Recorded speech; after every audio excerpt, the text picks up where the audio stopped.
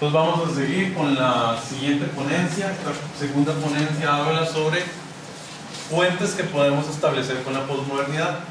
Y precisamente vamos a estar hablando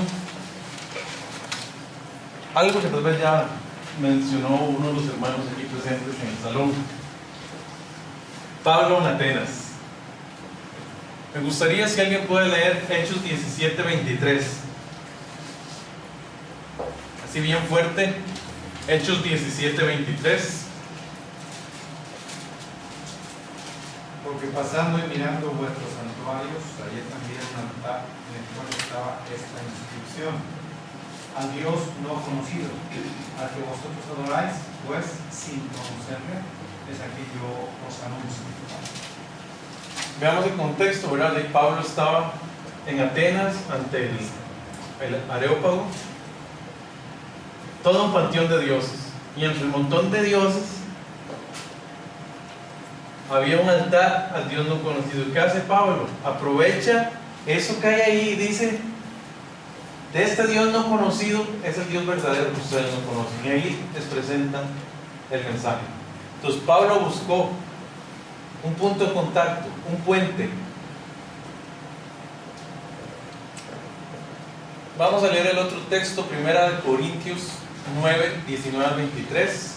A ver, primera epístola a los Corintios, capítulo 9, versículos 19 al 23. También alguien que me los lea en voz fuerte. Por lo cual, siendo libre de todos, me he hecho siervo de todos para ganar a mayor número. Me he hecho a los judíos como judío, para ganar a los judíos, a los que están sujetos a la ley, aunque yo no esté sujeto a la ley, como sujeto a la ley, para ganar a los que están sujetos a la ley, a los que están sin ley, como si yo no estuviera sin ley, no estando yo sin ley de Dios, sino bajo la ley de Cristo, para ganar a los que están sin ley. Me he hecho débil a los débiles, para ganar a los débiles. A todos me he hecho de todo, para que de todos modos salve a alguno. Y esto hago por causa del Evangelio, para hacerme partícipe de él. ¿Qué hizo Pablo? Veamos. Volvamos a ver el texto. Dice él: me hice judío a los judíos. Me hice a los que están con la ley, como sujeto a la ley, a pesar de que en el fondo la única ley que estoy sujeto es a la ley de Cristo. Me hice a los sin ley, como si yo estuviera sin ley. Y pone, aunque yo sí, pone, aunque él sí, ¿verdad? Él sí está sujeto a la ley de Cristo. Vamos al mismo principio, o sea, tenemos que hacernos posmodernos a los posmodernos. No es que tomemos todas las características y seamos idénticos. De hecho, Pablo no lo hizo.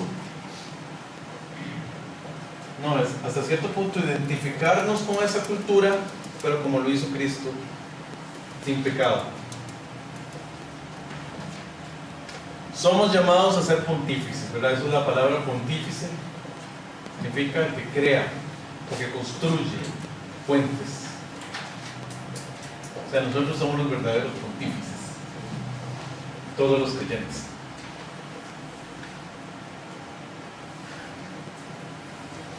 Que hacemos puentes, buscamos puntos de contacto.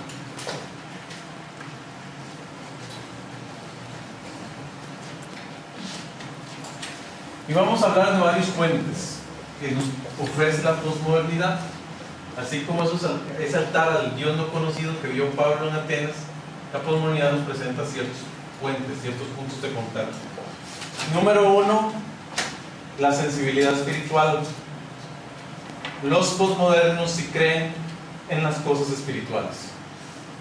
El problema es que a veces creen cosas espirituales erradas, pero sí tienen una creencia en la espiritualidad. ¿Qué pasaba en la modernidad? Había gente que no, o sea, negaban las cosas espirituales. Para muchos no existían las cosas espirituales en la época moderna. En la posmoderna sí creen en las cosas espirituales prácticamente todas las personas. Siempre va a haber alguna excepción a la regla, pero prácticamente todas las personas creen en las cosas espirituales. Puede que raras, pero sí creen que hay una espiritualidad, o sea que hay cosas que son espirituales. Sí. Ajá. Entonces el posmoderno gusta de la espiritualidad. Ya no es ateo. De hecho, ya prácticamente los ateos están, sí hay, o sea, no vamos a decir que han dejado de existir, pero los ateos prácticamente han dejado de existir. Más bien el problema es que creen en cualquier cosa.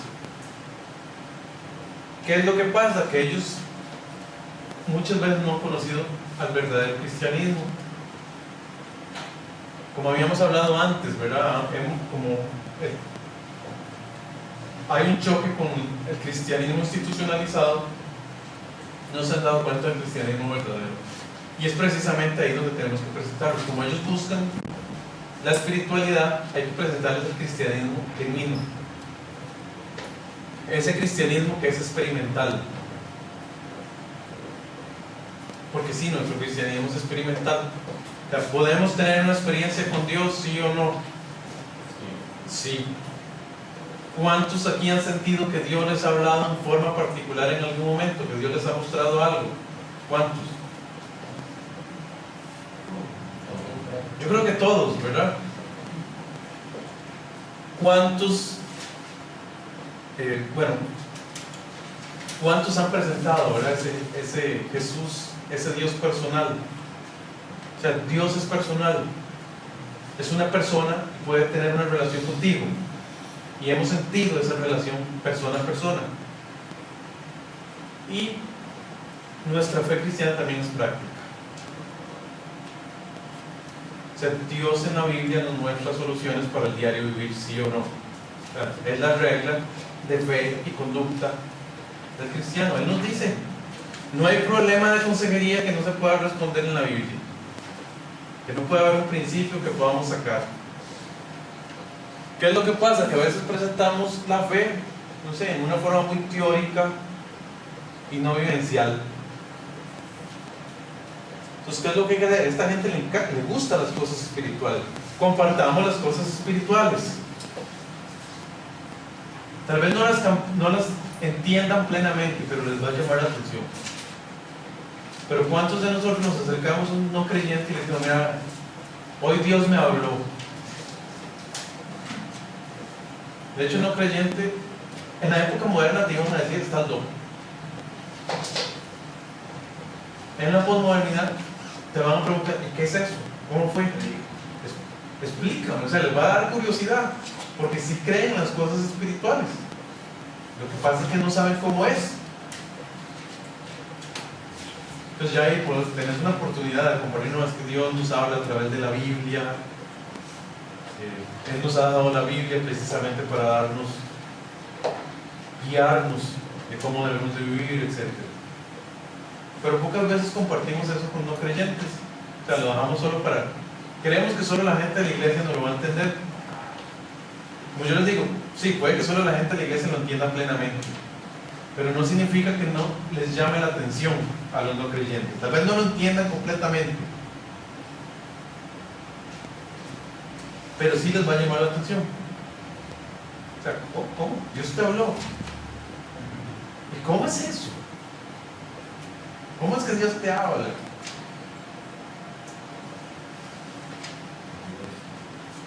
Entonces, si compartamos, aprovechemos eso. Antes no podíamos compartir esto con la gente. Iban a decir, estás loco. ¿Y cómo usted habla con Dios? ¿Qué es eso? Y que Dios te contesta. No, eso no es razonable, te decía un modernista. Ahora no, ahora en serio, qué interesante. De veras, así Dios te ha hablado. Y vos lo puedes sentir. Sí, puedo tener una relación con Él. Y usted también puede tener esa relación. Entonces aprovechemos ese puente. O sea, la gente sí tiene una espiritualidad. Sí cree en las cosas espirituales. Como yo decía, a veces el problema es que a veces tienen las creencias espirituales incorrectas, pero entonces aprovechemos y presentémosle las correctas. Puede que en algún momento sí se entreguen a Cristo y poco a poco vamos trabajando en un proceso discipulado para que vayan poco a poco Dios mostrándoles que tienen que dejar esas creencias incorrectas a nivel espiritual. Segundo puente, respuesta a necesidades reales.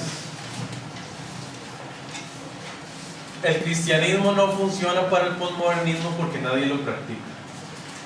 O sea, lo que decíamos al inicio, pero en la primera conferencia cuando hablamos del rechazo a la religión institucionalizada, ¿por qué? Porque sienten que no es coherente, que no es consistente.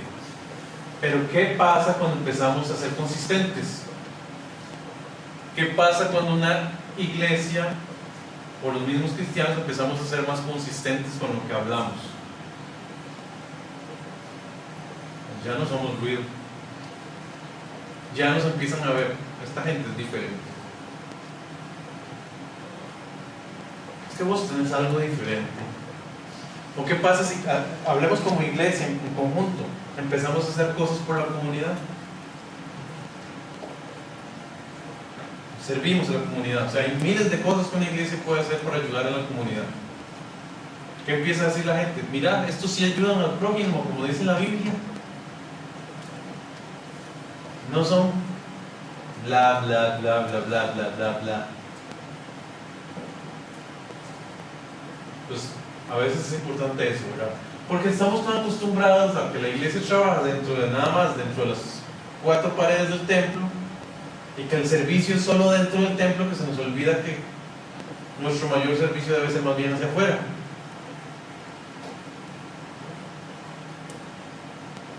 Hacia la comunidad.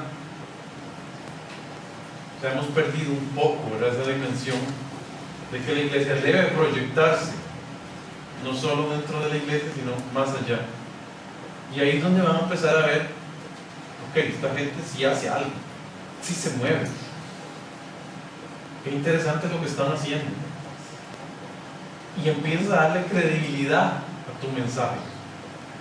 Pues cuando ven, no sé, el pastor que se involucra, no sé, con ir a visitar a los enfermos, al hospital, a los huérfanos, a las cárceles, etc.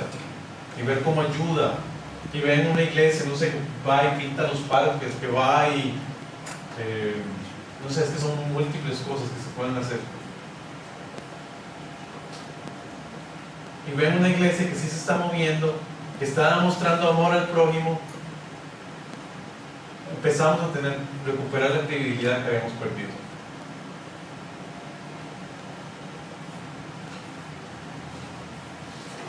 Entonces es importante esto. Responder a necesidades reales, especialmente en la comunidad. O sea, que nos vean que estamos. Quieren ver cristianismo en acción, ¿verdad? Y eso sí convence a la gente.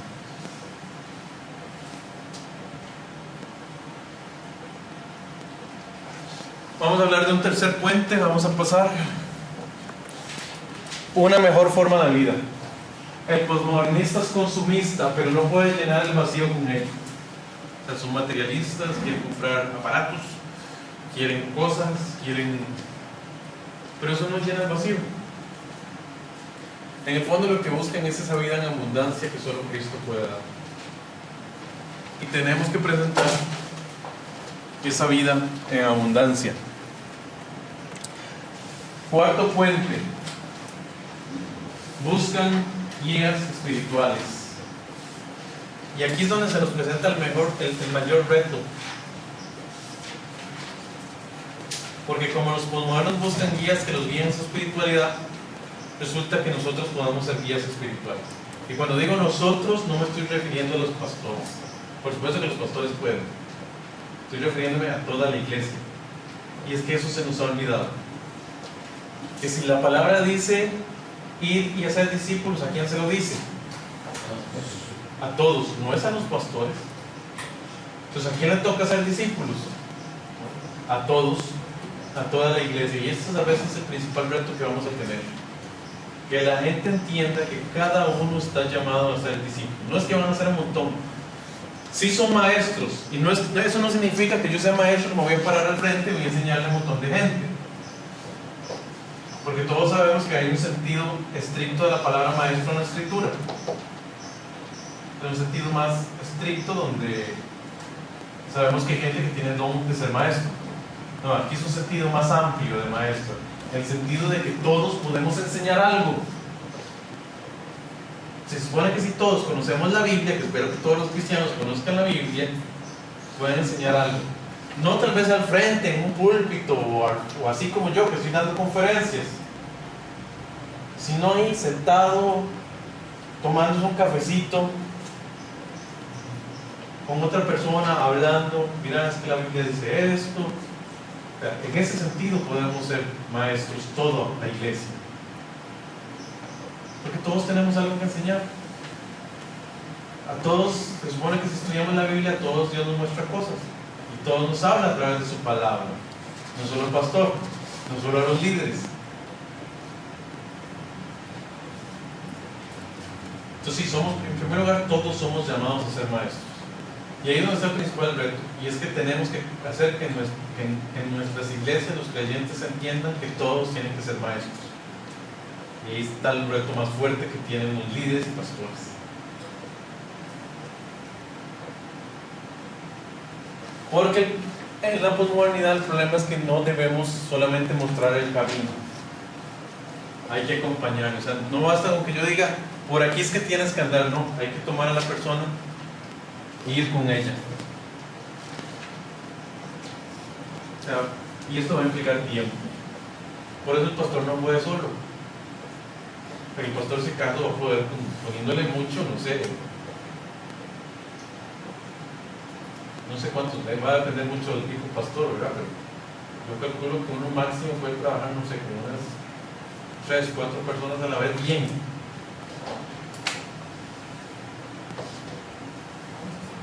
No somos Cristo, ¿verdad? Que pudo con 12.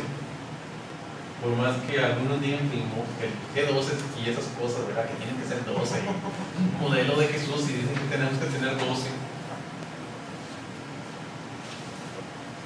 No, realmente hay que ser realistas. No somos Cristo. Cristo sí pudo con 12. Nosotros difícilmente podremos con 12. O sea, son demasiados para mí. Más como está la cultura, ¿verdad? Que estamos muy ocupados, muy llenos de cosas, muy llenos de compromisos, muchas responsabilidades. Entonces sí, la gente también tiene que trabajar. ¿Qué sería lo ideal? Que en la iglesia cada uno pudiera tener un discípulo, o al menos cada familia un discípulo. Es lo ideal. O sea, que estén ayudando. O sea, cuando me refiero a un discípulo, me refiero a que estén tratando de formar a una persona, ayudarle un poco en sus dudas, sus preguntas, darle algún tipo de consejería cuando lo requieren, asesorarle un poquito, acompañarle, mostrarle cómo se ora, cómo se estudia la Biblia. Claro, desde ahí entonces asumimos que el pastor ya le ha enseñado a toda la iglesia cómo se estudia la Biblia por sí mismo, ¿verdad?